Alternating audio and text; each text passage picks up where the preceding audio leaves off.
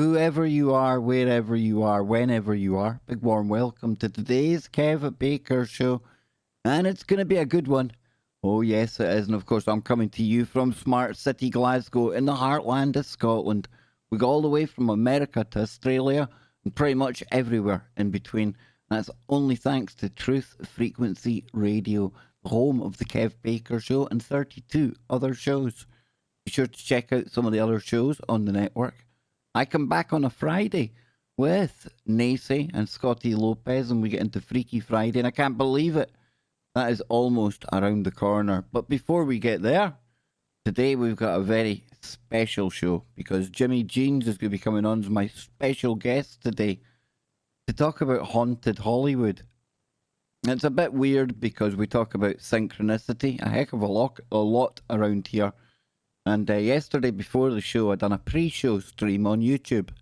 And I randomly came across a weird story about a red jacket that somebody had bought in a charity shop. And when they got home, they found a note in the pocket. In the pocket, it said, "Please bury me in this jacket." Bright red jacket. You know, this lovely flamboyant lady's jacket. And then it was after yesterday's show. It only really dawned on me the relevance of a red jacket, because I had no idea that there was a whole James Dean red jacket, haunted Hollywood type theme going to be happening tonight, but it is. And it's thanks to this man right here, the man of many hats. Some call him a myth, some call him a legend, some call him a wizard. Me, I'm lucky to call him a friend, and he's Jimmy Jeans. How you doing, man? I'm doing fantastic. Just don't call me late for dinner. Whatever you're doing do. Fine in FEMA Region 9. Doing fine in FEMA Region 9. And, I'm excited about tonight, because, it's the Kev Baker show and you get into so much material. And, there's so many, look at the world as our oyster, Kev. We can pick anything to do a show about. You ever eaten oysters, Jimmy? I have. I have eaten. I have slid quite a few oysters down. I've never partaken in the sliding of said oysters. And do they work? They do work. Okay. And I would say, enough said. Before I lead you down that path. Yeah, I won't go there. But what I will say is this: I will say the natural far outweighs the little blue pill. Let's just put it that way. Oh, you pro oyster. I am. Well, we become the pro oyster brothers. Well, you're. Let's make oysters great again, Jimmy. Come on. We should make. Why did they disappear? People all of a sudden just didn't like them. We used to go to this place called the Fish Market, and they would have this whole oyster bar set up, and because the place was always jam packed to get in, and so they'd have this area, this side area where they served beers and they had oysters, like an oyster bar. So you just go in there, and while you're waiting to go in and to the restaurant, you kick back in the oyster bar and just. I hope you didn't say the blue oyster bar. Slide a few down over there at the oyster bar. You see, you can take a different turn depending what type of oyster bar you're in. But listen, brother, you are my very special guest tonight. Not just somebody hanging with me, not just riding shotgun. And you said to me a couple of weeks ago you had an idea in mind. But not only that, you're going to kind of share some stuff you've never shared before, and this kind of relates and it's kind of personal angle to some of this too, right? Yeah, I don't talk about a lot, certain aspects of my life and on the air very much, and because I've been around, around celebrities and people in the entertainment business my whole life, and and I was down in Los Angeles quite a bit. I moved down there because I auditioned for a movie and I got it, and I was going to go down there and go to work on this film. So. And so, I'll be willing to share, I learned a lot about the movie business, from the first-hand perspective. So, you hear a lot about stuff, people talk about this and that. And, but a lot of times, for the most part, they're just talking. They haven't actually experienced it themselves. And, I've gone down through Los Angeles. At the time I was down there, I was in my prime. So, I didn't have any problems getting in the door, put it that way. So I got in the door down there, met a lot of nice people, cool people, industry people, people that build sets, people that are in the business but not actually actors, grips, lighting people, makeup people, set designers, just amazing creative artists, and a lot of people, gravitate towards Los Angeles who have a creative ability, because there's a lot more to movie making than just meets the eye, as far as the guy standing there. Acting is a special thing. So somebody writes some words on a paper, and then an actor will take those words and then bring them to life in a performance. And so all the things that go along with that, he brings that to life, and the people in the background that do most of the heavy lifting on a lot of this. I mean, if you're not a nice person down in Los Angeles, like if you're a celebrity and you show up on the set and you're not treating people, around you nicely, with respect. I mean, if you piss off the lighting guy, you're gonna look bad, man. I mean, all you got to do is, be snippy to the crew, and you're gonna look bad in that movie. So it's just the business itself down there. It's a machine. People show up there by the tens of thousands every year to try to get into the movie business because they really feel like they want to be celebrities. And so with YouTube and the advent of what we have going on now, a lot of the gatekeeping apparatus that was there in the past is no longer there. So people have the ability to put themselves out there, whichever way they wish to, and be able to gain some sort of status or celebrity status on YouTube. But in the past, it was all held by the security of these studio systems. And so the studio systems down in Los Angeles, the actors and actresses that were on those shows, I mean, even the guy wiping down the car at the gas station when the leading woman pulls in to get some gas, and he makes some snippy remark. That guy making the snippy remark, he had to know how to sing, he had to know how to dance, and he had to know how to act. He had to be a triple threat to even get on the lot. And so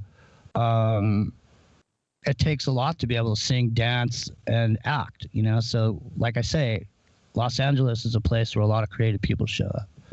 And there's been a lot of magic, quote unquote magic been made down in Los Angeles with the movie business and the idea that you could just show up and sit down on a stool down there and get discovered and become a movie star. And when you really start to drill into it, Kev, the circles down in Los Angeles are very, very small. I mean, the actual group of people that's actually in front of the public, put out by the system is really small. And all of these circles interconnect in these ways that we're not even going to get into tonight. But I mean, in some of the research we've done for my show, we found, direct links to like people that, like, for example, Sammy Davis Jr., for example. Most people just look at, oh yeah, Sammy Davis Jr., and don't really think about it, but they didn't know that Sammy Davis Jr. was a Satanist. And it's just stuff like this, that comes out, and that's mostly what you really hear about, because for whatever reason, that's sexy to people. Like they want to find out what's actually going on there. And believe me, there's quite a bit going on there. So, it definitely sounds like it, dude. So, James Dean, talk to us, man. What's going on with James Dean, Jimmy? Well, okay. So originally, the reason that I went down there is they were holding an audition for this movie. They were making a movie for James Dean's life story, and so I heard about it, and so I went down there, and I went down there for that. I went down there to audition for it, and it was like a full-on cattle call. I mean, literally, there was hundreds of people standing in line to get in the door there, and so I mean, I could tell you what happened on the way down there real quick. I was driving down there with a buddy. We heard about it. I had a Ford Thunderbird, turbo. And I was going down to Los Angeles in my car. It was a beautiful black car, sweet car. So I am like literally, I'm going like 100 miles an hour down the freeway, and me and my buddy are both smoking cigars, and we're just kibitzing back and forth, and I'm going like 100 miles an hour, and I passed this semi truck, and I passed it, and as I passed it, I looked back, and the thing was like so far behind me, because at that point I didn't realize how fast I was going, and what ended up happening was my turbo went out in my car, and it sucked all the oil out of my engine, and my car died on the side of the road, like 250 miles from Los Angeles. And so we opened the hood. We looked under the hood. The hood was literally glowing red. As the car was under warranty or whatever, and I was going to get it towed. So we ended up over in this 24-hour restaurant. We were sitting there, and I was talking to my friend. I was going, man, I was bullshitting about it. And this dude was sitting next to us, and he was a truck driver. He was driving an 18-wheeler. He goes, I'm going down to Los Angeles. And I go, he goes, come on with me, And so I looked at my friend, and, we just said, let's do it, man. So we jumped in the semi with this dude, and we rode back down. We went 250 miles to Los Angeles. He let us out. I got out. I went to the dealership. I got a rental car for free because my car was under warranty. Then I drove to a gas station, put some water in my hair, put a T-shirt on, and drove to this audition. And I was standing in line with like 300 people. So we go through this whole thing. I get up next to going in the door, and the guy sitting there at the door was the guy who owned James Dean's car from Rebel Without a Cause, the Mercury, the 56 Merc or whatever. And so he was sitting at the door, and so I didn't know who he was at the time. I was just being myself, and I was standing there talking to him, and I was telling him what happened with the truck driver, except for I went into more detail, and I called it the Truck Driver Chronicles, and that made him laugh. And then so I went in, I met some people. They did a taping, and they did a couple of auditions, and I met some people and stuff, and then that was it, and I left, and I went home. And about 2 weeks later, I got a call. They said, hey Jimmy, we don't want to use you for James Dean, but we want to use you for Dennis Hopper. And Dennis Hopper and James Dean were good friends, and so I said, yeah. So I took the role. The role was supposed to happen. The movie was supposed to happen. Everything was supposed to happen. And that's why I'm telling you guys this part of my life story, because it has to do with what we're going to talk about today. Because that movie never got made. So in other words, I got the deal. We got down there. We did all the paperwork. I moved to Los Angeles. I was living in Venice Beach. I was down there to do it. Boom. This producer gets killed. I'm like, what? Yeah, the producer's killed, Jimmy. We're going to have to delay. The producer's been murdered and this and that. And I'm like, what? And then there was a whole bunch of other stuff that happened around this movie, and it may or may not have had to have done with the financing. I don't really know. But there was people getting killed around the making of this movie, and the movie never ended up getting made. So I was down in Los Angeles. I moved down there, for this thing. And, now I don't know what to do. But then it was in the process of that I found out about this James Dean curse, which I had never heard about. So, obviously I'm still waiting for the movie to happen, even though it never happened. In the period of time while I was waiting, I had to do a bunch of studying. I was studying on Dennis Hopper. Dennis Hopper lived in Venice, like a quarter of a mile from where I did. I studied Dennis Hopper. I studied James Dean. And then I found out a lot about this curse. So I went back and looked at it, and it turns out that, the making of A Rebel Without a Cause, which is one of the most, at the time, it was a really influential film starring, James Dean, who turned out to be, the quintessential teenager, distraught by his family, wanting to be out with his friends, running the streets, this type of thing. So,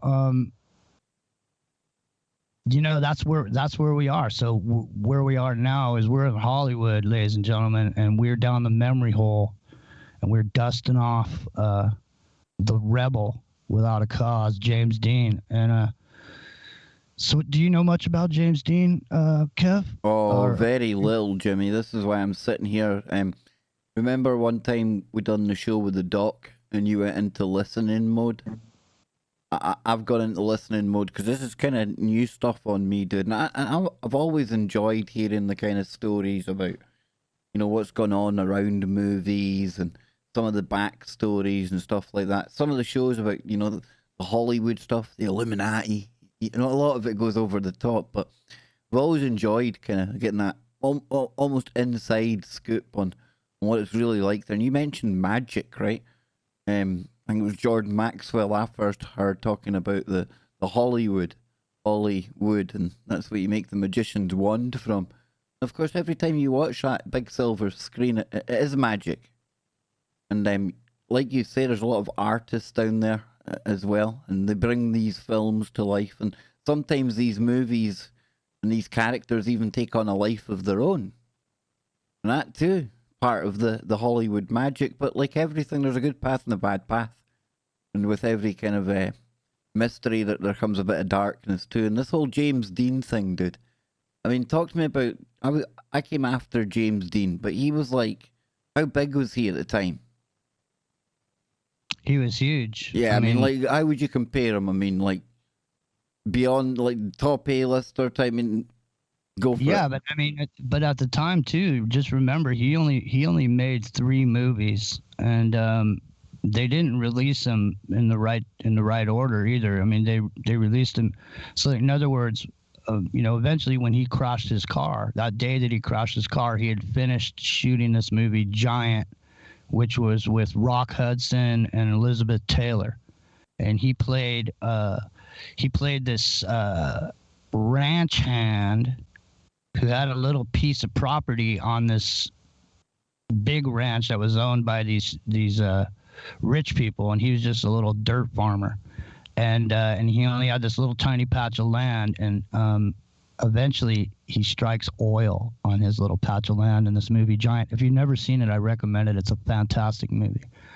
So he strikes oil on this land, and then the movie proceeds to go on as he becomes the biggest oil man in Texas. He becomes the richest dude who's ever lived. He's got jets, he owns hotels, all this stuff. Meanwhile, and it's funny because the dude who was rich in the beginning of the movie, his ranch is just in this little spot, and all around it is filled with oil rigs, and he hates James Dean, man. He hates him. And he hated him in real life too, because James Dean was a method actor, And so, for example, there's a particular scene in Giant where he's sitting in the room, and Rock Hudson is a superstar at this point. James Dean's a nobody. Nobody's even heard of him at this point. And he's in there with Rock Hudson, and so Rock Hudson's going through his lines and everything, and James Dean was just sitting in this chair, and he had a rope in his hand. And he started playing around. He was playing with this rope, see?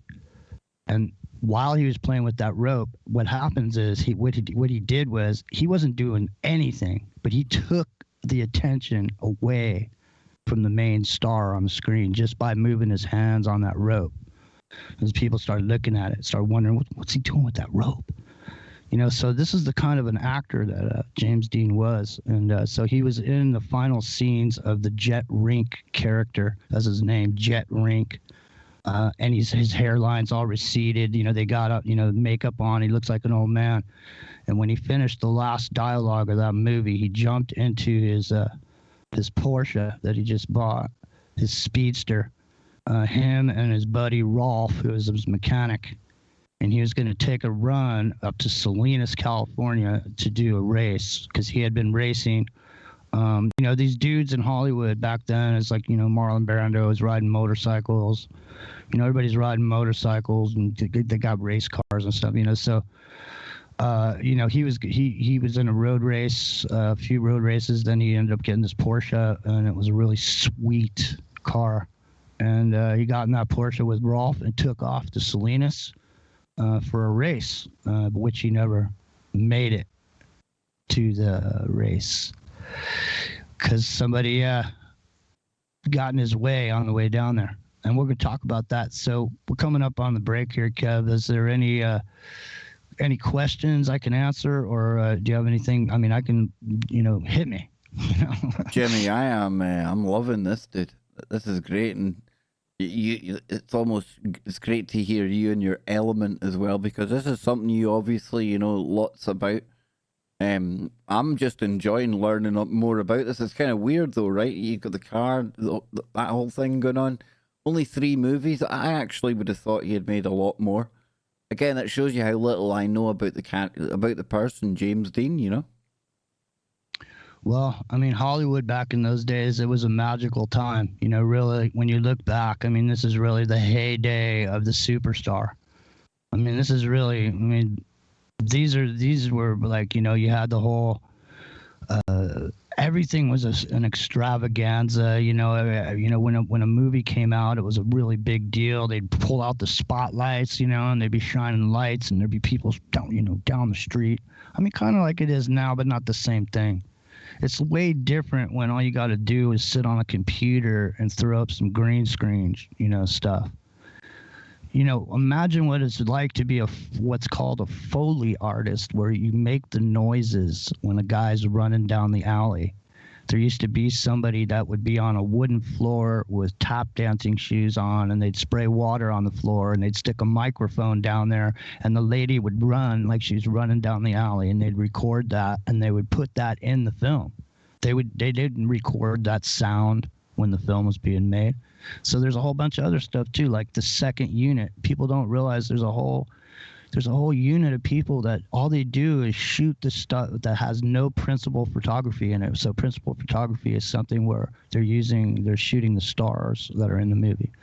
So if it's not principal photography and a car's taken off from the curb, there used to be whole crews that would set up overnight for 16 hours taking a shot of this wheel taken off from the side of the road. So people don't really realize what it used to take to make a movie. It was a really huge undertaking with hundreds of people involved, and you know, the actors were only a small part of it. I mean, not to take anything away from what they brought to it, but I'm just saying there's a lot of other people in the business. So hey, if you're thinking about getting the entertainment business, I don't know, it's a rough road. I think you know, you look at the rise of reality TV. I was joking about reality TV shows before coming on here today. I think politics should be a reality show, but you think about the way it's all got like that. In some ways, Jimmy, is that a bad thing? Because you've got like younger people all thinking they're going to be that next big star. And maybe it takes their attention away from maybe, you know, learning other skills, school. There's a lot of pressure put on by this kind of celebrity world today, isn't there? There is, but you know, the thing is that reality TV started because of a writer's strike down in Los Angeles. So they didn't have anybody to write scripts for them, so they started with the reality TV. And yeah, reality TV has ruined a generation or more. I mean, we can talk a little bit about that when we come back. But just for example, Survivor, you know, you lie, cheat, and steal to get to the end to win $1 million, and everybody's shown this hero who's a despicable, criminal, basically, who wins $1 million, and that's the hero. So now everybody's wearing black leather jackets in their black minivans, and their kids all have dark glasses on, and everybody's the rebel. And the rebel right here, the original rebel without a cause, was James Dean.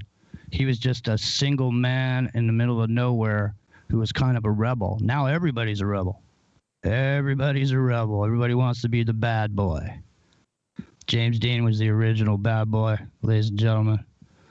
He was the role model, social engineering model that was put out there. And believe me, there's plenty of them. Marlon Brando. We can go into it.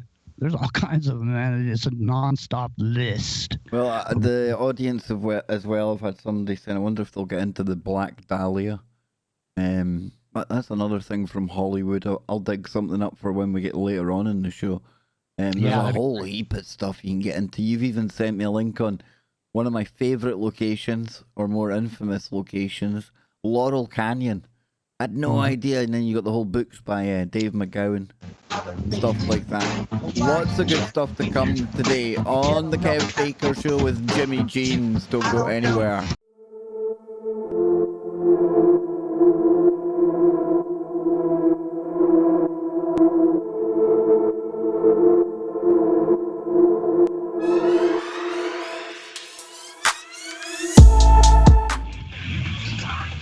Welcome back, everyone. It's the second part of today's Wednesday broadcast of the Kev Baker Show. On Wednesdays, I bring Jimmy Jeans onto the show, and we're getting into some really good stuff today. Jimmy is really, really on point because this is something that he knows, the deep, deep back knowledge, backstory. It's great. And we're getting into haunted Hollywood, and we're kind of getting into James Dean. We're going to pick it up there in just a moment. But let me announce an upcoming guest on the show. April the 22nd, we're going to be having Neil Sanders back here. And we are going to be showing how a lot of people specific to the UK have all been playing the government's game. But more about that on Thursday the 22nd of April. You don't want to miss that one. So, Jimmy, let me come back to you, bro. The rebel without a cause. I don't know if that's James Dean or you yourself. You kind of, when I think of you, that'd be one description I could give you. In a good way, especially when it comes to YouTube, man. You're like the copyright rebel, right? You like to go toe-to-toe with those digital algorithms. See just how far you can get to beyond the tip, don't you? Well, yeah. You're the rebel without a YouTube cause, man. But I have a cause. That's the only thing, and that's see? So quantum. Well, it's quantum, Jimmy. You both have a cause and not a cause. It's Schrodinger's cause.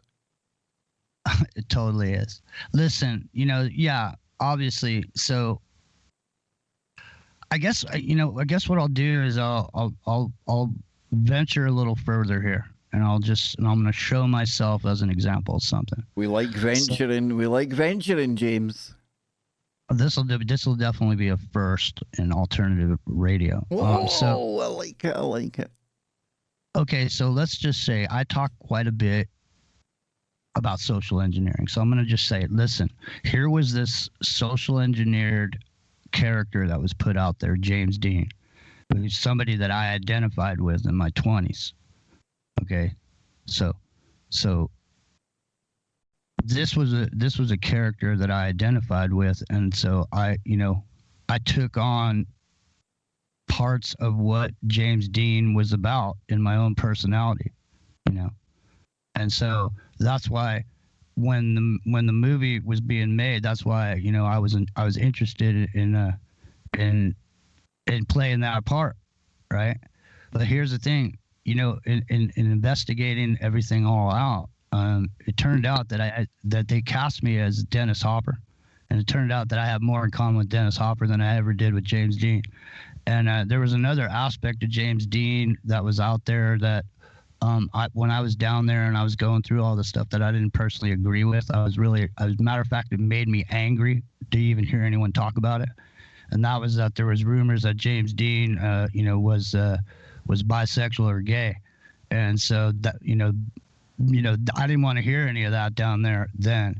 So as time went by and the movie did not, like I said, get made, people died and the movie kind of spun out. Some other people were going to make the movie, and then there was talk that a major studio was going to make the movie, and Leo DiCaprio is going to play James Dean. And Leo DiCaprio didn't want to play James Dean unless he could play him as being gay. And so the Leo DiCaprio movie never got made with James Dean. So you can see that, they've tried to capitalize on the James Dean image for a long time. And it turns out that, it looks pretty strong, that they were all right about some of these insinuations, because later investigations led to a few this and that around Hollywood, because we do quite a bit of underground work on Hollywood and the Laurel Canyon aspect, not what we're talking about today. We're talking about today is just the basic face value stuff. And so this James Dean character has been has been put out there, and then other people adopt certain aspects of that character. Well, there's other characters in that movie too. There's Sal Mineo. He's another character in the movie. He's a damaged young man. There's Natalie Wood. She plays another character. And all these characters in the movie Rebel Without a Cause are archetypes. Each person who watches these films identifies with a different archetype that's within the film. You know, your girlfriend doesn't identify with James Dean. She identifies with Natalie Wood character. See what I'm saying? So these archetypes are important. And this was at the beginning of the real social engineering aspect of the movies and what they could do. I mean, we saw in the Depression, there were musicals and happy movies. Everybody was bummed out. You know, the way they keep them going was to go to the movies and see these happy-go-lucky movies or whatever, take you away. You know, and you see a distinct change from that into this next phase where, you know, our archetypes are laid out. And then from that, you can see there's other people that spring up and then they become role models down the line. So it's a never-ending journey down this road. But so let's get into this curse and making of the Rebel Without a Cause. Now, there was a gas station in Los Angeles, a Phillips 66 station, where apparently they would hire young, good-looking dudes to service the cars. And apparently you could get your windows cleaned, you get some fuel, and then you could get a lube job in the back of this place. And so it's rumored that a lot of these young up-and-comers, young men in Hollywood, may have originally started working at that particular gas station over near Laurel Canyon. So James Dean, do you want to get into this piece here, Kev? Let's get into the curse, which is the haunted part of this discussion, which is the curse of the making of James Dean. Sounds good, dude. Sounds good. Says Rebel Without a Cause, curse, trivia, and more. Says this was released on October 27th, 1955, nearly a month after Dean's fatal car accident on September 30th. Rebel Without a Cause was a groundbreaking film that portrayed the disillusionment of post-war American teenager while attempting to shine a light on the less than stellar parenting of the era. Now, at the time of its release, the film received mixed reviews, but it was a major hit with audiences. In the decades since, Rebel Without a Cause careened into theatres. It's become one of the most important American films of the 20th century, and aside from garnering accolades, the film has left a tragedy in its wake and inspired a series of strange imposters, all attempting to recapture its magic. It says Warner Brothers tried to make the movie for years.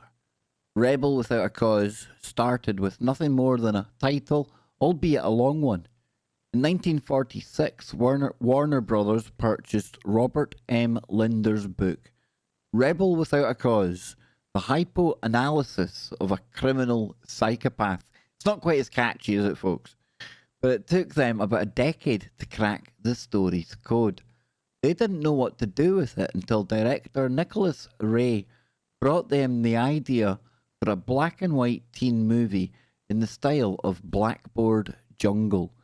They asked him to combine his idea with their killer title, which led Ray to focus more on the disillusionment of the American teen, and less on the crazy antics. So Natalie Wood only got the part after proving she was a juvenile delinquent. It's hard to imagine anyone but Natalie Wood playing the part of Judy, the love interest of Dean's Jim Stark. Now, director Nicholas Ray just didn't think the little girl from Miracle on 34th Street had it in her to get to the required trouble, but she made sure to prove him wrong. After going out with her friends one night, she ended up in a car accident that left her bloody and bruised. When Ray went to the hospital to check up on Woods, she overheard a doctor referring to her as goddamn juvenile delinquent, something she'd been trying to prove for months. She shouted at Ray, "Did you hear what he called me, Nick? He called me a goddamn juvenile delinquent. Now, did I get the part?" So it says James Dean is the only reason the film is in colour. There's a good chance that if James Dean hadn't starred in Rebel Without a Cause, that the film would have been a black and white B-movie, akin to the teenage crime wave, or Faster, Pussycat, Kill, Kill. Not a snappy name either. But thanks to the success of East of Eden, Dean was one of the hottest stars in Hollywood. The film went into production on March 28, 1955. A couple of weeks later, Warner Brothers decreed that the movie needed to be in colour. Ray had to go back and reshoot a few scenes in the new widescreen CinemaScope format, which brought out its gorgeous visuals, transforming it from what could have been a great teen movie into a landmark achievement of filmmaking. Still, it would be cool to see the film in stark black and white. So it says, while Rebel Without a Cause was a landmark film, it also carries a history of being cursed. Each one of the film's leads passed away before the age of 45. All of them were under tragic or mysterious circumstances. James Dean, Natalie Wood, Sal Mineo, and Nick Adams each went their separate ways after the film, with Dean passing away first following a head-on collision while driving his Porsche Spider, called Little Bastard, on the 30th of September 1955. Now, more than a decade later, Nick Adams, who played Chick in the film, passed away on February 7, 1968, of an apparent drug overdose. That night, his lawyer discovered him slumped over in his bedroom, completely dressed. While there were no needle marks on his body, doctors ruled his death a suicide. On February... Okay, Jimmy, jump in, my man, jump in. Yeah, I just wanted to say, so Nick Adams, Dennis Hopper, and James Dean would hang out in Warner Brothers on the lot. When you were on contract, you get a studio at the lot. And when I was there living in Los Angeles, I was doing telecom work, and guess where I was working? Warner Brothers. That's right. So I've actually seen these rooms. They were offices, and so they used to sit up there, and they would get peyote, and they'd sit up in there, and they would make tea and get high. And they would just get ripped, man. And they would just go out cruising around Hollywood Hills on their motorcycle. James Dean idolized Marlon Brando. Marlon Brando was another method actor. So it was really an intense, cool time to be in Hollywood, man. And, these guys were partying. These guys, Natalie Wood. Well, these kind of method actors, and they kind of fascinate me, dude. I mean, they literally, they live the role, right? Yeah, and it's like because the way that it's what it is about it is, and it's hard because listen, what has to happen is you have to tap into your own emotional body and come from a place within yourself that you have to put yourself in that place emotionally and mentally, and then speak those words. So, that's what makes a good actor, is somebody that has had a lot of life experience and they can draw off of that thing. But, also it's important to know that when a person does that, that has an effect on the person. It's an emotionally draining. When a person is an actor, it must have a danger of creating multiple personalities. Well, you see, when people go like these method actors, another great one, modern one would be Sean Penn. Forget about his politics. I don't care about that. But if you look at the body of his work, he's the most diverse actor of the 21st century, man. Seriously, his body of work, but listen, it takes a certain kind of people. Not everybody can listen. Like I said earlier, I want to romanticize for you what it is, because look, if there's a human being on earth that can look down at a piece of paper, okay, at the words that somebody wrote, they imagined these words out of nowhere and imagined a place that didn't exist, and somebody can come and grab those words, take them, and make them come to life for you on the screen, like James Dean did in Rebel Without a Cause, that's talent. You'd be right there, dude. You'd be right there. So it goes on to say here, on February 12th, 1976, yay, all you 76ers out there, Sal Mineo, who co-starred with Dean in Rebel Without a Cause and Giant, was returning home from a play rehearsal in Westwood when he was stabbed through the heart outside of his apartment. Years later, his alleged killer was arrested in Michigan after writing bad checks, although he looked completely different from the man that witnessed, or that witnesses claimed that they saw. The final victim of the film's curse was actress Natalie Wood. Jimmy, you want to jump in there? I do, because Sal Mineo was gay. And there was talk, I think if we get into that Laurel Canyon article I sent you, I think it's in there, the fact is in there, but I saw it somewhere that there was talk that he had just, there at the time there was some man who was an openly gay man, and he was doing film and broadcast, and Sal Mineo came out on his show and just basically came straight out and said he was gay and all this, and people have to appreciate that like back then. Whoa, man. That's like kind of whoa. Nowadays, I mean, it's like nobody cares, you know, it is what it is. But back then, dude, that must have like whoa, sent shockwaves. Nah, no, the shockwaves are really, when you look back, most of the best looking leading men of all time, most of them have been gay. Most of those leading men didn't care one bit about any of those beautiful women that they were playing roles with.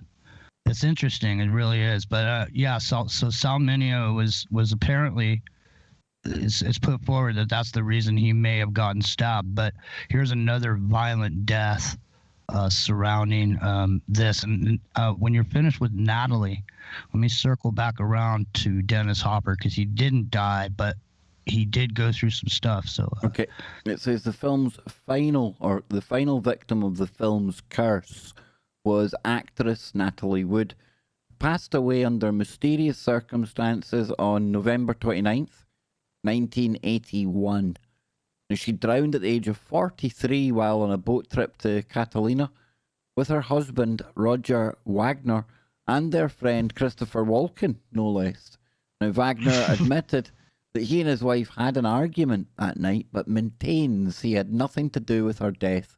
And to this day, no one really knows what happened on the boat that night. What happens on the boat stays on the boat, James.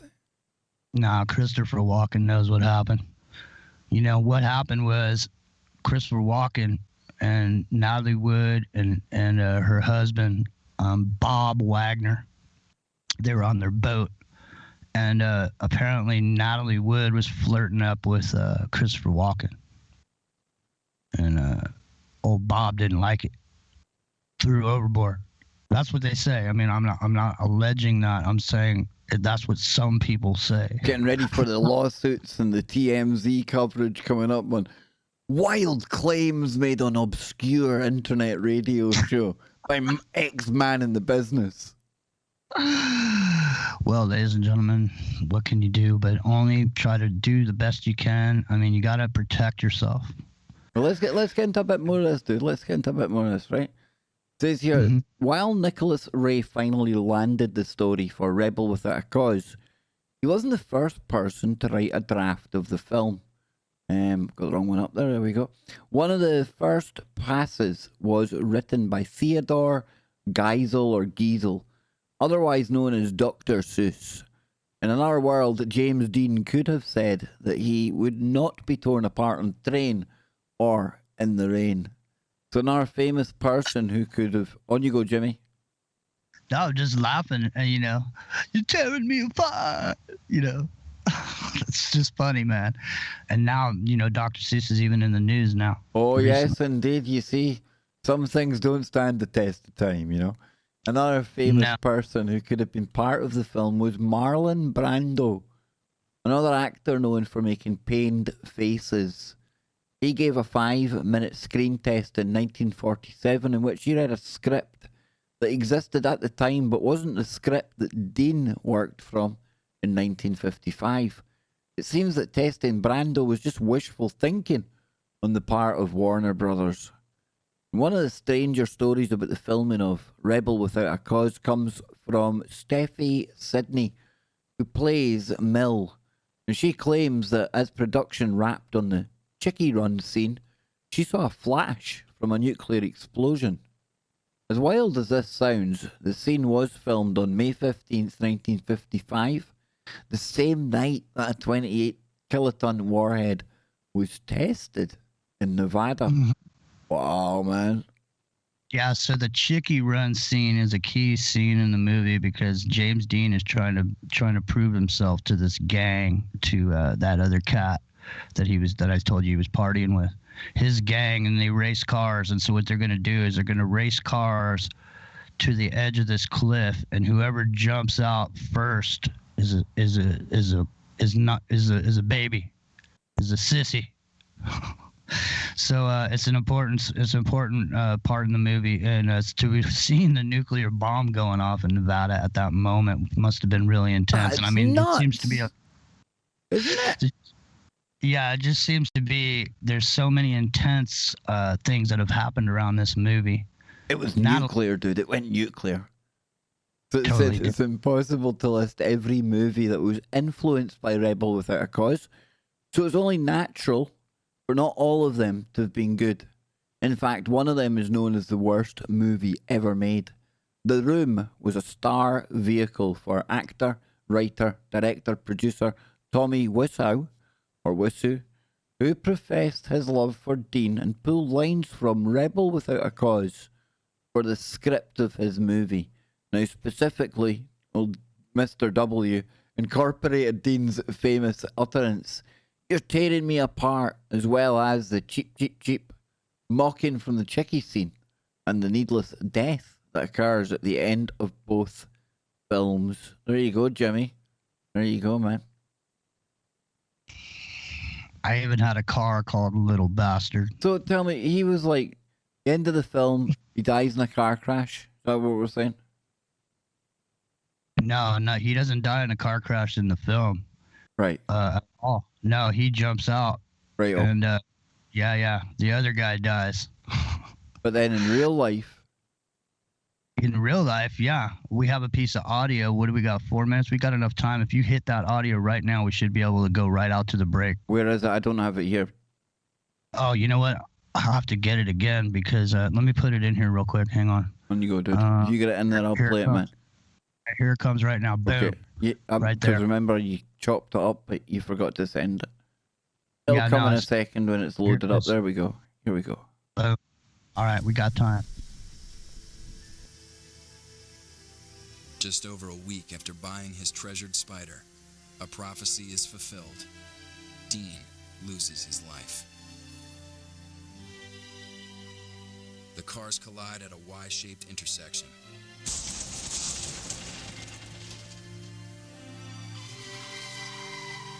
The Porsche lands by a barbed wire fence on the side of the road. The Ford Coupe turns counterclockwise and slides 30 feet from the point of impact. Highway officers Ernie Tripke and Ron Nelson arrive on the scene at 6:20 p.m. I don't think that I've ever seen one car that was demolished like James Dean. It's a bit quiet. I can't turn it up either. Many of my accidents. It looked like it had exploded. It's a very light car made out of aluminum, and when it hit the heavier Ford, it just totally disintegrated. My first job was try to protect the scene. I put out some flares, and as I was doing that, they were loading James Dean in the ambulance. There we go. That's it. There we go. It was a bit quiet, but I think we got that. It said the car just exploded and almost disintegrated. Dude, I'm looking at this thing here. That is crazy, man. I know. And he was James Dean was decapitated. His head was chopped off. basically. And the guy that was in the car with him survived, his mechanic, Rolf. How anyone survived that is beyond me, man. Yeah, and just to let people know, this car doesn't have a top on it. And it's literally, I swear, it's probably only about maybe 28, 29 inches to the top of the door from the ground. It's super low.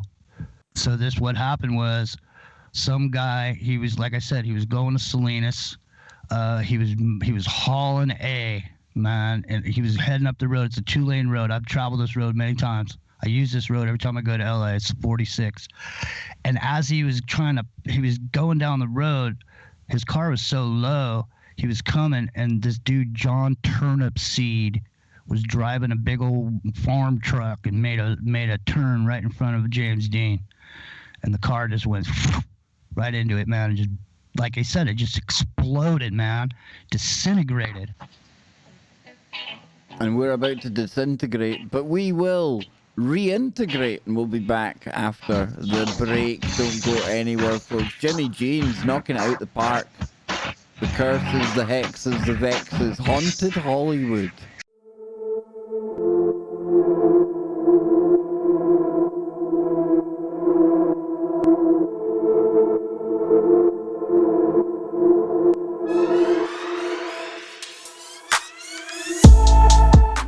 In here somewhere.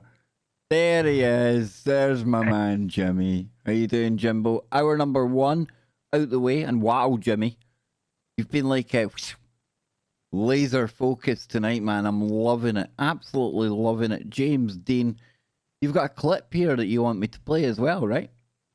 Yeah, well, so James Dean is dead, okay? He just got decapitated on the highway going up to Salinas, but like we were talking about earlier, before he died, there's all kinds of these establishments in Hollywood that are landmarks, man. There's restaurants there that even today you can go to some of these restaurants and you will see celebrities there just because these places are landmarks. And one of the most, we're going to get into some of them in this hour. I got a whole bunch of them we can talk about. And a lot of interesting things have happened around some of these places that, fall under the category of the, Hollywood and the cursing and the haunting and the magic and the people that have died. Because there's so many of them that have died. You know what I mean? But listen, this place is called Barney's Beanery, ladies and gentlemen. It's still there. Now, I've personally been to Barney's Beanery, obviously, because I was studying up on James Dean and Dennis Hopper. And, of course, where did they go? Barney's Beanery. That's right. So where'd Jimmy go? Barney's Beanery. That's right. I've been there. I partied there. I actually had a pretty intense experience there with somebody that was a friend of mine, but I'm not going to get into that. It's a bummer. So let's get into the good stuff about Barney's Beanery, Kev. Have you ever heard of it? No, I have not, dude. I have not. Let's play it. All right. Anybody on the inside of Hollywood knows it. Celebrity watering hole, Beat Generation artists hang out, and counterculture rock and roll refuge. Barney's Beanery has been a Hollywood icon for almost 90 years. Yeah, Barney's is the first restaurant I ever came to when I first came to Los Angeles. A friend of mine said, there's one place I got to take you right now, and it was here. I've been coming to Barney's since I moved to Los Angeles about 17 years ago. I don't know that it's changed that much. You meet new people, old regulars come back. It's really, Barney's is so much about the people who come in here. And they come back for the familiarity of it. So I think it's a great thing that it hasn't changed that much. John Barney Anthony started his original beanery in Berkeley in 1920. But he missed the warmer climate of his native Los Angeles and relocated the beanery to a little shack on Santa Monica Boulevard in 1927, on a stretch of road soon to become part of the legendary Route 66. At the time that Barney's Beanery first was on Santa Monica Boulevard as a sort of a shack, the local area around here was all poinsettia fields. It wasn't really developed. It was only in the mid-1920s that the very first colonial buildings went up on the Sunset Strip. The restaurant's popularity was a direct reflection of Barney's own personality. He was a businessman with a kind heart and often extended credit in the form of IOUs. Just a regular Joe, you know, and a good Joe to top it off. Barney had a heart of gold.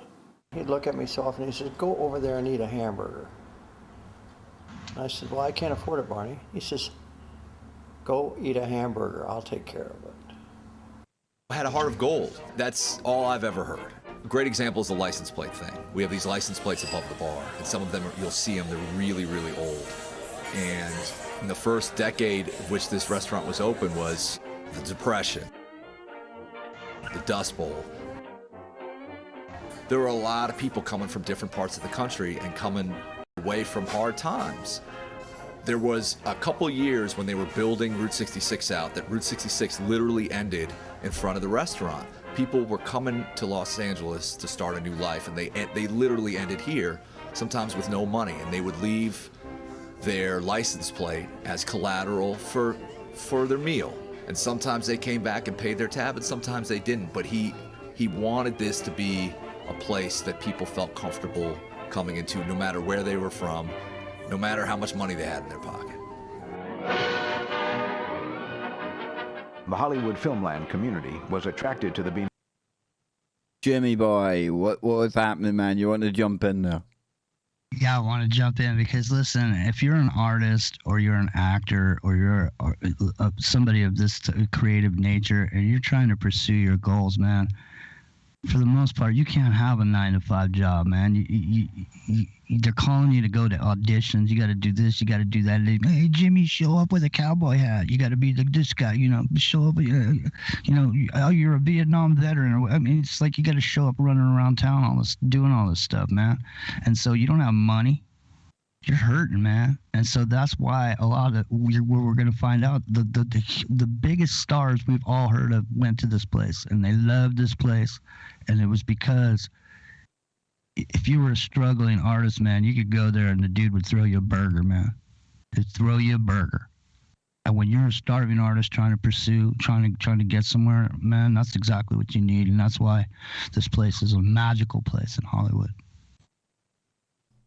So, yeah, that's about it, Kevin. We can stop there without any more ado. But there it is, ladies and gentlemen, Barney's Beanery. What do you think, Kev? Now, this is an eatery. This is a place where James Dean used to go. Everybody went. This was a community, and like we were talking about earlier, we were saying that these circles are super small and they intersect. And this is one of the places, I mean, in Los Angeles, one of the things to do every day and every night is to go eat, you know. And so Barney's Beanery was a place where people go. Now, is there places in the UK that are like this? I'm not sure. Do you know? Is there like special? Because, I mean, you know, in Hollywood, you can go just about anywhere. There's bound to be, right? There's bound to be places over here down in London and things, you know. All the lovies, all that actor scene down there. You'll see them kicking about the same clubs and that. I'd imagine there's little cliques, you know. Yeah, they had I think they had back in the day. I think I remember. We should do a show on it sometime. There was this whole period of time in the UK where it had the mods and the rockers. Oh yeah, man. Oh yeah. They rode scooters and they had these, you know, elaborate scooters. I mean, The Who made a really killer movie about it. I mean, it's an interesting. We should do that though. Maybe we'll do that next week. But in the meantime, we're over here in Los Angeles. So now you've been over here, but you've never actually been to Los Angeles. No, correct? I've only been to like Florida, Tampa in particular. A couple of days up near Kissimmee when we were at the Disney World there. You know, as you do when in Florida. Be the Florida man, right? You have to go to Disney. But no, we were more MacDill Air Force Base. I tell you, I loved America. But at the time before I went to America, probably the two places I would have liked to have gone most would have been, it'd been a toss-up between New York and California. I mean, come on. You're brought up on Hollywood. Your movies you're getting, doesn't matter where you are in the world, right? Especially over here in the UK. We were getting all the Hollywood stuff. As a young dude growing up, again, there you go, the influence of media, you know, drawing you there. It's a magical place, dude. It is a magical place. It is, you know, and there's a Hollywood in Florida. You know, you can go to Florida, Hollywood, Florida, too. It's nothing like the Hollywood we're talking about, but no, you know, I would imagine not. I'd imagine not. So, what's this weirdness? So, any other weirdness around James Dean then? And what other weird little stories you got on him, man? Well, I don't know. You know, to me, he was an interesting character, but like I said, Dennis Hopper was way more interesting and way more intense. For example, so after Dennis Hopper, obviously, you know, he went on to make a lot of movies. You know, he was also in the last movie. He was in Giant with James Dean, and then he went on to do some other stuff. But his biggest role was in a movie called Easy Rider. You know, he played a partner of James Fonda and of Peter Fonda. But the movie was a really powerful. The movie was a really powerful movie because, you know, it was at the end of the, you know, the hippie movement and everything that had happened, and this was a moment where, I mean, you know, they basically in the movie starts with a coke deal that happens, and they basically make this money, and they, you know, basically it's signifying that, you know, the hippie movement sold out. Well, you talk about the hippie movement there, right? We'll take it back to here. You know, now I've digested some of what we were hearing there as well.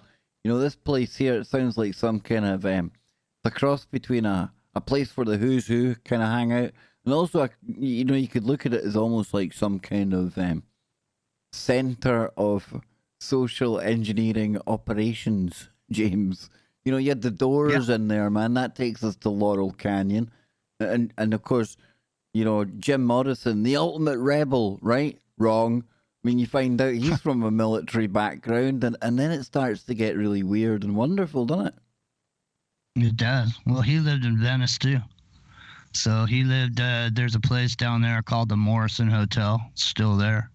It's like a brick building about half a block from the beach. I lived about 3.5 blocks from there, on a walk street when I lived in Venice.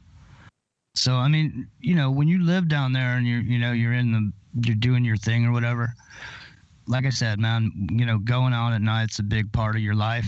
I mean, everybody goes out, you know, pretty much every night. I mean, people back then anyway. I don't know what they're doing now, but I'm just saying people went out. There was a big nightlife, like the whole Sunset Strip, everything that was going on there when the music business did move. You know, we were talking about it before. I said, you know, it hadn't moved there yet, but because originally, you know, most of the music business was on the East Coast. And then at one point during the 60s is, you know, when all these people started to, when the lettered agencies started to work the social engineering programs through there, and they brought all these people together in one place. So this is the kind of place where, I guess, if you were saying that this whole giant machine was a social engineering operation, this would be the place where the people that worked there went to have a beer. Yeah. We could all be here together and have a beer and talk about the business, you know, and then, you know, it's not show friend, it's show business. You know, let's talk about the business. Everything's about the business when you're down in Los Angeles. Well, you take a little break, right? You take a little breather because you have been talking good, man. I'll give you a little break because I'm going to throw in some haunted, cursed woo, right? That lets you get a little bit of PPP, a little respite. You see, I've got your back, dude. I've got your back. Before you do that, though, let me just say this, okay? In Los Angeles, people scan you with their eyes to see if you can do anything for them or if you're important before they give you the time of day. They scan you, and if you're not somebody, bink, they turn the other direction and walk the other way. If you can't help me and you ain't going to do anything for me, I'll see you later. That's Los Angeles. Go ahead. Unfortunately, it's many places around the world as well. But here we go, right? There's a load of haunted, creepy stuff that we can pour on top of this. We had a shout for the Black Dahlia, or the Black Dahlia, whatever you want to call it, yeah. We can get to that, but the one that has always stuck out for me is this one right here. Is The Exorcist Cursed? 7 reasons why some think the film is haunted. And this is pretty, I don't know, it's almost like when you get these coincidences between like Kennedy and Lincoln and things like this. This is a weird one, right? Because it says in 1973, William Friedkin set out to bring William Blatty's novel The Exorcist to the big screen. Now, the story of a young girl possessed by a demon, and The Exorcist instilled terror in audiences. Taking on the subject of demonic possession and a very controversial Catholic ritual was sure to turn a few heads, no pun intended. But after many strange and catastrophic occurrences, many became convinced that the film set and the movie itself were cursed by a demon. Now, read on to learn about the series of tragic events. Here we go. Number 1. The Exorcist is based on a real-life event. William Peter Blatty wrote his 1971 novel of the same name based on the real-life exorcism of a boy known through the pseudonym as Ronald or Roland Doe. Now, Catholic priests at Georgetown University Hospital performed the real-life exorcism, but had to stop when the boy managed to get free from his restraints. Now, pull a bed spring out of his mattress and slash one of the priest's arms. When Blatty wrote the novel, Roland's family requested the character be changed to a girl in order to protect the boy's identity.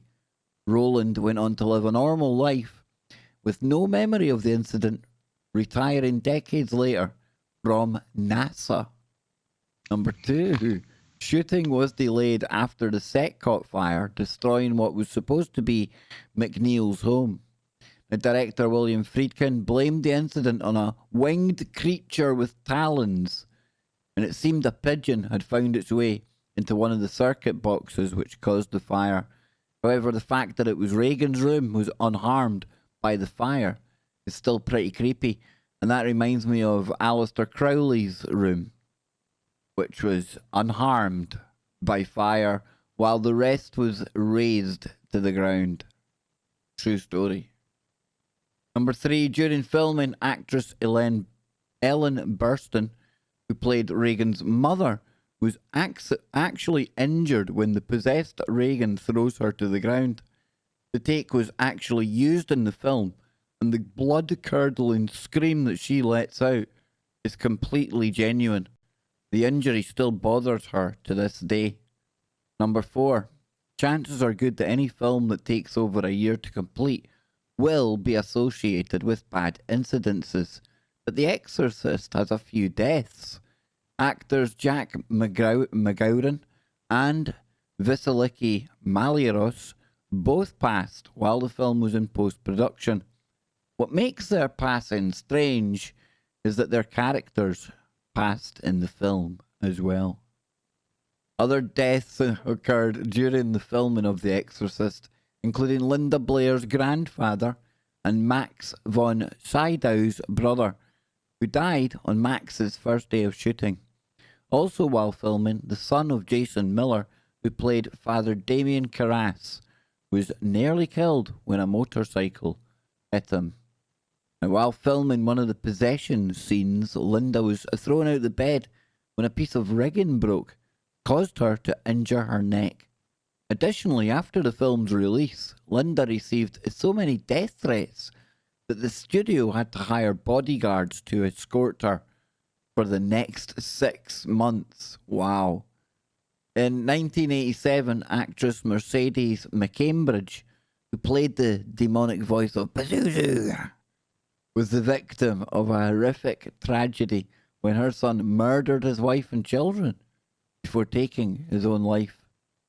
Many believe that the actual film was cursed and that it played through a projector was an invitation for demonic possession. Televangelist, way hey, hallelujah, Billy Graham stated, "There's a power of evil in the film, in the fabric of the film itself." And when it was released, the film was banned in every Middle Eastern country but Lebanon. The re-release was banned in Lebanon.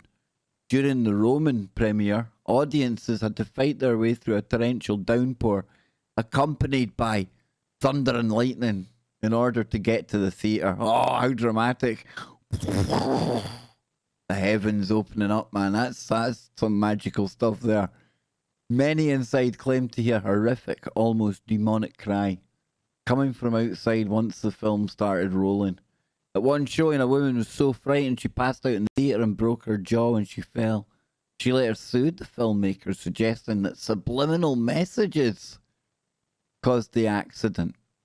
Warner Brothers settled out of court for an undisclosed amount. Jimmy, you're somebody that gets into the whole realm of reverse speech and subliminal stuff. What kind of things, I mean, is The Exorcist laden with hidden messages, my friend? Oh, man.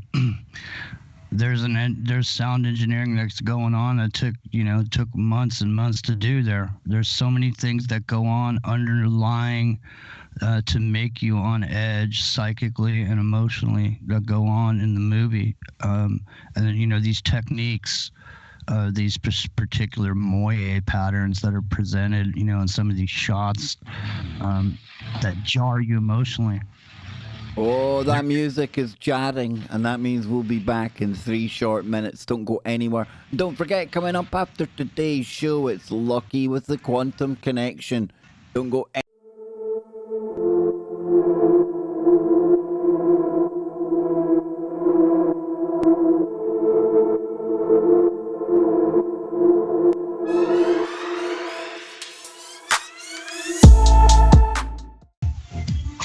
Final segment of today's Kev Baker show with Jimmy James, and we've been getting into the curse around the whole James Dean rebel without a cause. Jimmy was absolutely awesome taking us through some of that information. Before I forget and before I hand it over to Jimmy to take us into Jimmy's cooking corner, let me remind the audience out there that after today's Kev Baker show, it is going to be Lucky with Quantum Connections. So don't go anywhere. Okay then, Jimmy, in a Jimmy-esque type twist with a difference, take us into the wonderful world of Hollywood cuisine, my friend. Well, yeah, no, it's just like I was saying earlier. You go out every night. Lots of people go out every night to eat, go out to dinner.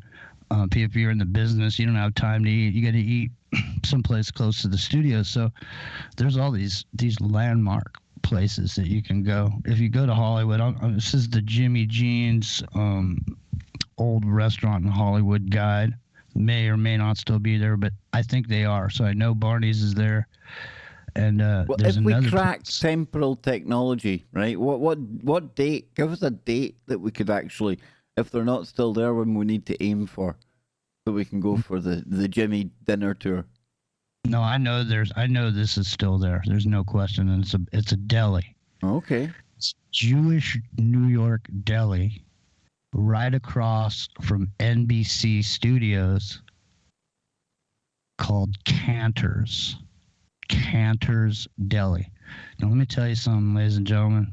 If you ever go to Los Angeles, you make it a point of going to Cantor's Deli, because when you get a sandwich there, like for example, if you're a pastrami person, you like pastrami sandwich, you can get a sandwich. It's going to be like 8 inches thick.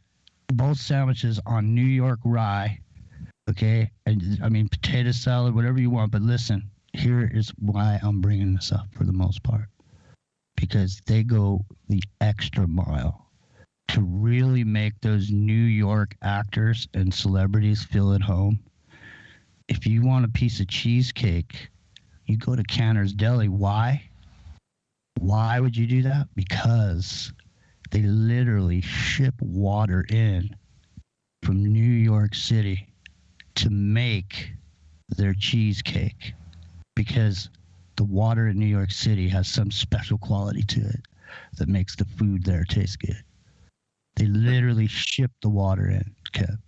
to Cantor's Deli. So, I mean, if you went to Cantor's Deli back in the day, you'd see Johnny Carson in there, man. You'd see Jay Leno in there later on. You'd see any of the people that worked over at the studio, man. They go right over to Cantor's Deli. I didn't see this coming at all, dude. I didn't see the cheesecake coming at all, man. I did not see that on the horizon at all. Dude, this is epic. This is like classic radio stuff. Dude.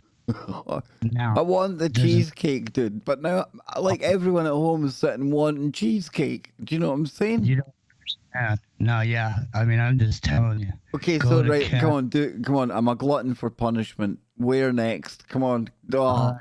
Now, there's another, like, it's in the dirty part of Hollywood, like in the dark, dirty part on the side street.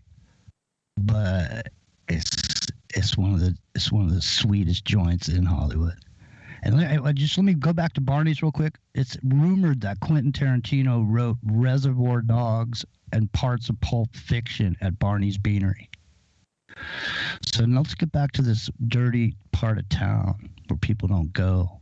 But there's a really good restaurant that the celebrities know about and all the people on the in crowd know about.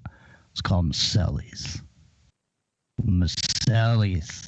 Okay, you go in there, red Naugahyde. You know, there's a mandolin music piping in. There's waiters dressed in white with bow ties, and there's Chianti bottles hanging from the ceiling.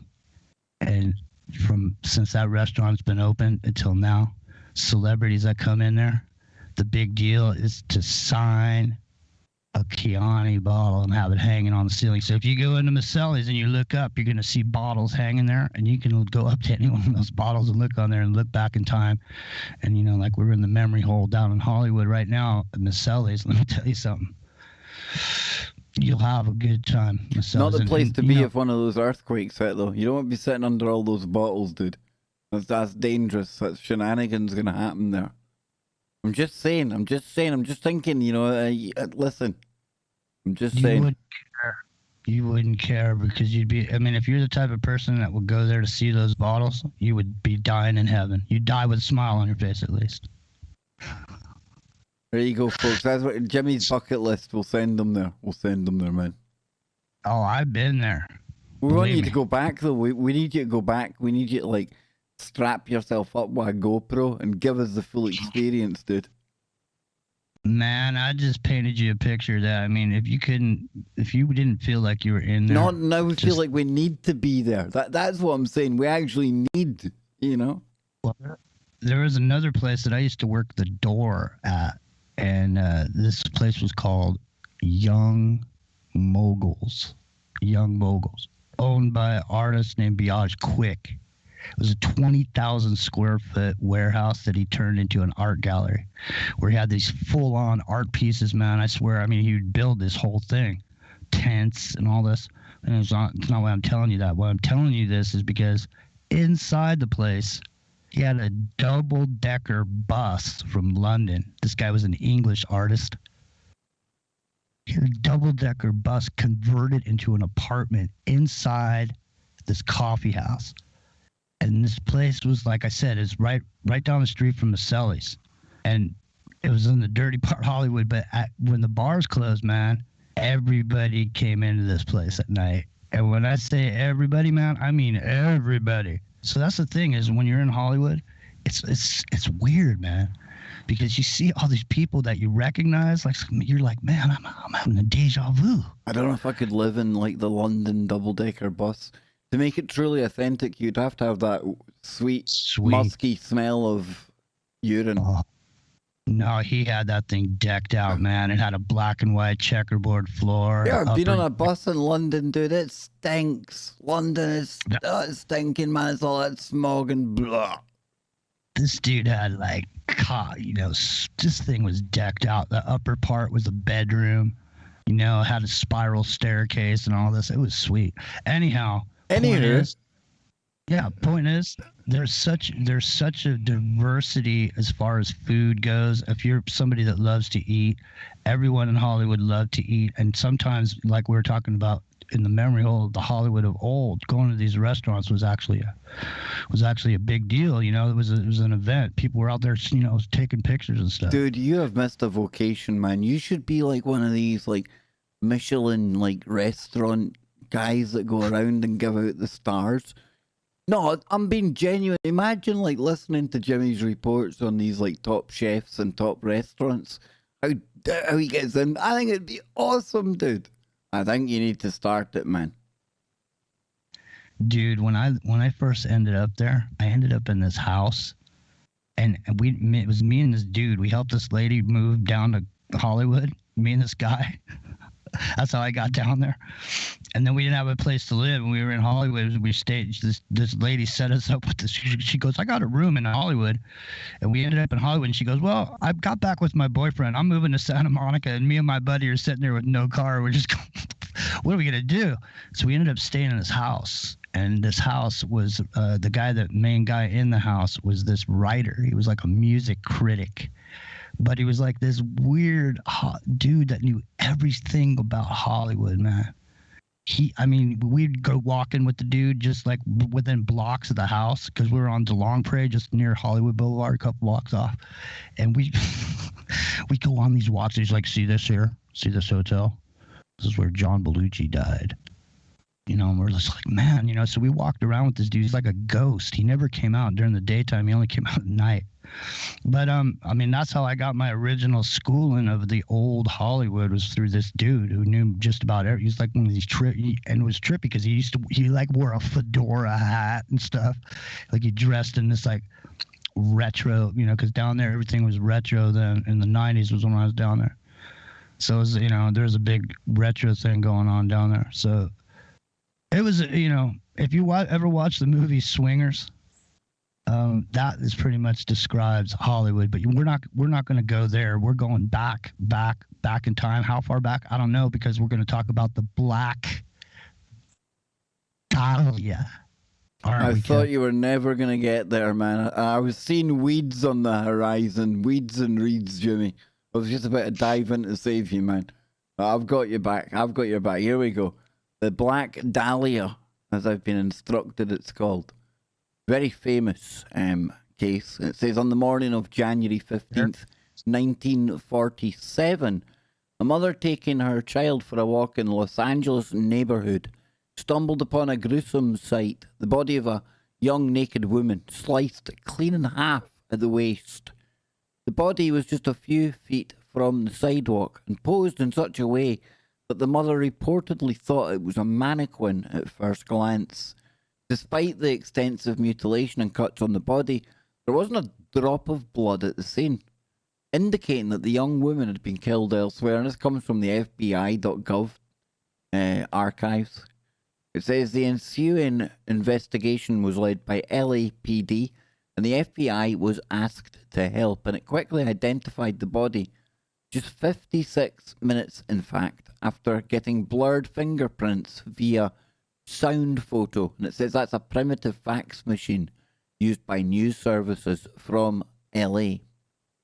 It says the woman turned out to be 22-year-old Hollywood hopeful named Elizabeth Short, later dubbed Black Dahlia by the press for her rumoured penchant for sheer black clothes and for the Blue Dahlia movie out at the time.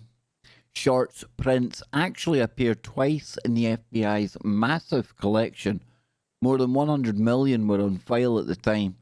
First, because she had applied for a job as a clerk at the commissary of the Army's Camp Cook in California in January 1943. Second, because she had been arrested by the Santa Barbara police for underage drinking 7 months later. The Bureau also had her mugshot in its files and provided it to the press. So it says, in support of the LA police, the FBI ran records checks on potential suspects and conducted interviews across the nation based on their early suspicions that the murderer may have had skills in dissection because the body was so cleanly cut. Agents were also asked to check a group of students at the University of Southern California Medical School And in a tantalizing potential break in the case, the Bureau searched for a match to fingerprints found on an anonymous letter that may have been sent to the authorities by the killer, but the prints weren't in the FBI files. Who killed the Black Dahlia? Well, it's a mystery. The murderer has never been found, and given how much time has passed, probably never will be. What do you make of this one, Jimmy? You ever looked into this one? No. But here's what I do know. A lot of these ladies and stuff down in Hollywood for a long time, you know, they're involved in these operations, you know, these parties and these goings on, these dances and all this stuff, you know, and they're what's known as a flypaper operation. So in other words, let's just say Joe Blow, congressman, goes down to Los Angeles to some party, and you know, they meet up with somebody, and that person is gets them to go back to wherever they go back to, and then there's somebody there with a camera, and then they take pictures and, you know, do their thing to get the dirt on the person. So these type of operations were, I mean, Hollywood is that. I mean, you know, if you want to sort of bust in a little bit onto the dark side of it. Nah, man, we're not going dark with it. Okay, well, so anyhow, you know, these operations, in any event, sometimes people get information or hear things that they shouldn't hear. Do it then. Do it. Go the dark road. Take them the dark road. I'm saying in and of these flypaper operations, let's say I'm a senator and I go there and I meet some girl, she laughs at all my jokes, I go back to the hotel room with her, and then I say stuff while I'm there and I expose, you know, information that she becomes then privy to. I have now the agency or whoever's taping this has it on tape, but they don't want anybody else to know about it. So now this unwitting participant in this operation is then taken out and killed. You know, or they end up, let's not say they're taken out and killed. Let's just say they end up dead mysteriously. Not just with this case, but you can look across the board. We've done this. You can look across the board at some of these people that ran through the Playboy operation down in Los Angeles, and you can see that a lot of these beautiful women who are involved in the Playboy operation, like, for example, I mean, Marilyn Monroe is said to have been with John F. Kennedy and Bobby. Can you imagine what kind of world secrets that she heard? I'm just saying. And people might have heard a message arriving at Jimmy there. That wasn't me messaging Jimmy. It wasn't me messaging you at all, was it? To say you can't go there. That wasn't me. In case anyone thinks I was messaging, not me. Somebody else is the watchman on the wall, actually. But no, hey, listen, Marilyn Monroe, Norma Jean Baker. Come on, man, you know. I know. Well, so no, I'm just saying. So take a look at her. So imagine what she might have heard. Oh, dude, she must have been like. It'd be crazy to think she wasn't tapped up to know what she knew. You know what I mean? Mm-hmm. Yeah. Now somebody else is sending me messages. Not me. People go, that's that Baker telling Jimmy not to go there. The Big Brother Orwell that he is. Not me. Yeah, this isn't anything real bad. I'm just, it's dude, dark. Trust me, you ain't seen my inbox for emails. My inbox, I should do a show one day. We just read out the negative emails I get. Dude. It's dark in the sense that people died, man. You know, it's dark in the sense that there is something to this brownstone operation known as the Playboy Mansion. There is something to these blonde bombshell vixens that have ended up in situations like there's another one is Jane Mansfield. Look at even when wasn't there like the woman in the polka dot dress and stuff like that going on when you had we could do a whole show on that because we've done a whole piece on that because you know what, out of the Playboy operation there was secondary parties that they would invite people to, and at the Playboy operation they would have spotters that would spot people that were easily hypnotizable, and they would send them to the secondary parties, and some of the parties would end up over at Roman Polanski's house. Oh boy. Yep. Roman Polanski's house. And guess who was at one of those parties? Sirhan. Now, so it's alleged that at these parties you would go to the secondary party, and they know that you're hypnotizable, and this is where your handler would appear, and you'd hand you a cocktail, and like I said, laugh at all your jokes, and then from that point forward, that person would hypnotize you, and that would become your handler, and you would be under the effect of LSD, so that you could be snapped into your persona at any given time. And so I want to prove this point to the hypnotism of Sirhan during his questioning down at the Los Angeles Police Department, where he was hypnotized by the Los Angeles Police Department. And they tried to use that against him. And even under hypnosis, he would not reveal anything that he had any recollection of killing anybody.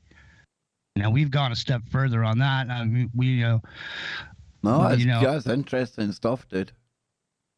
I know, because the lady in the polka dot dress is the one that activated Sirhan and put him in a position to be where he was when he was there.